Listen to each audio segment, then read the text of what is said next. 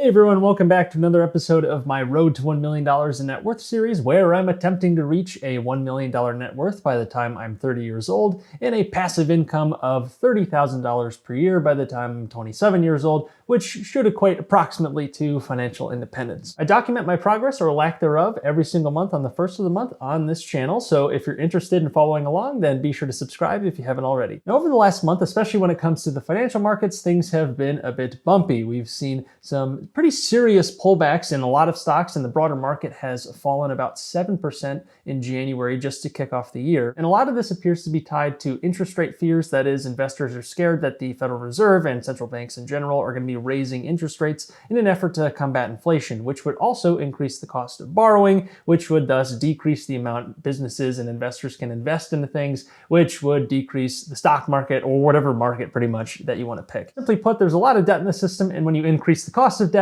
it's going to hurt. The Fed claims it's going to be doing the first of a series of rate hikes this coming March, so we'll see if that actually happens. But if it does, I wouldn't be surprised if we see some turmoil in the markets, whether it be right when the rates are increased or sometime after that, once more of the actual effects of that rate increase start to be felt in the debt market. Again, assuming that rate increase actually goes through. And while the recent market pullback hasn't been kind to my stock portfolio in general, it's not as though it's a make or break situation here. I'm still trying to put a lot of money into this portfolio and grow it to the point where it really moves the needle for me financially. It's not to say that the money I'm throwing in doesn't matter at all. I'm trying to get my net worth up into the seven figures. So if I lose $5,000, $10,000 in market gains in a particular month, that's not really what's going to be the make or break for this whole financial journey. And if anything, it can create new buying opportunities for those stocks or financial assets that fall in price, and I'm now more interested in buying them, assuming all the other fundamentals remain the same. As I've reiterated on the channel before, it's really about investing in deals rather than investing in markets. Keep in mind, I always include my detailed net worth tracker in the description below if you want to check that out. Anyways, I might as well get into the numbers, so let's do that. As a reminder, last month, our net worth was $110,483.33. Let's start with the good stuff, the assets. Even though this last month I added a few $1,000s to my stock accounts, especially my M1 Finance account, the market pullback made it so that my account values didn't really change all of that much. Overall, I do have over $100,000 in stocks between my taxable accounts and then my retirement accounts as well. These all were hurt by the market pullback in at least some way, so as these accounts grow, the impact of market fluctuations is going to be magnified. And like I mentioned earlier, I'm going to continue adding more and more cash into these accounts so that when things do move, it's really going to move the needle in a much bigger way. And then the real test of whether or not I have the stomach to be a great investor will actually start. As for our cash position, it remains relatively unchanged, but this doesn't reflect the fact that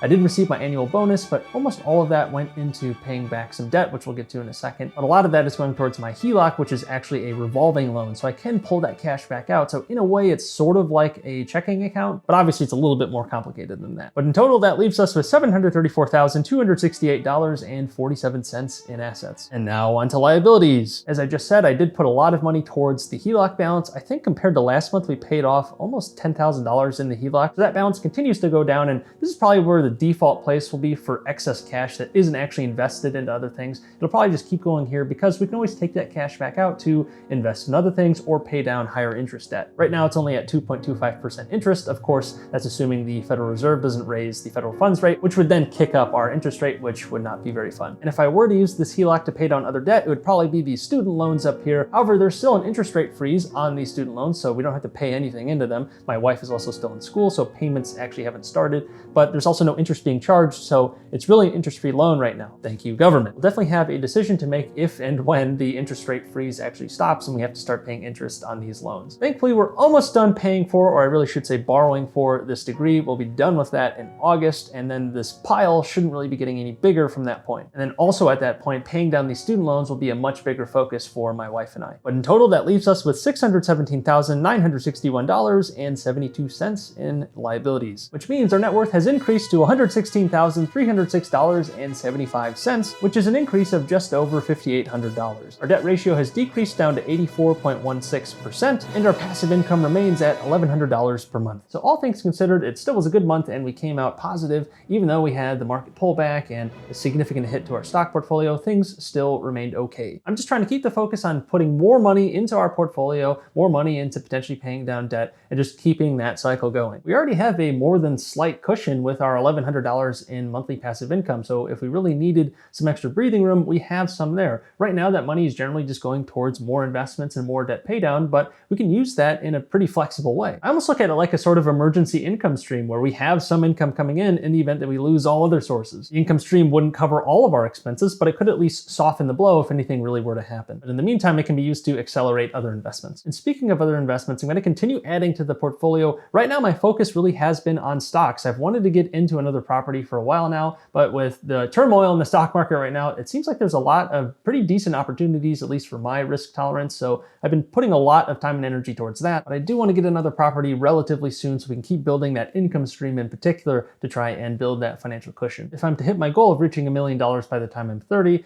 I still have just under $900,000 to get in just over 5 years because I turned 25 on April 1st. Yes, I was born on April Fool's Day. But in any event, if you want to follow me on this journey, then do subscribe since I put out a new episode of this series every single month on the 1st of the month. And if you like this video, definitely like it since that would help the channel out a lot. And if you like this sort of content about investing and personal finance, then definitely subscribe. But if you like this video, definitely like it since that would help the channel out a lot. And be sure to check out the free stuff in the affiliate links in the description below because that also would help the channel out. But until next time, take care.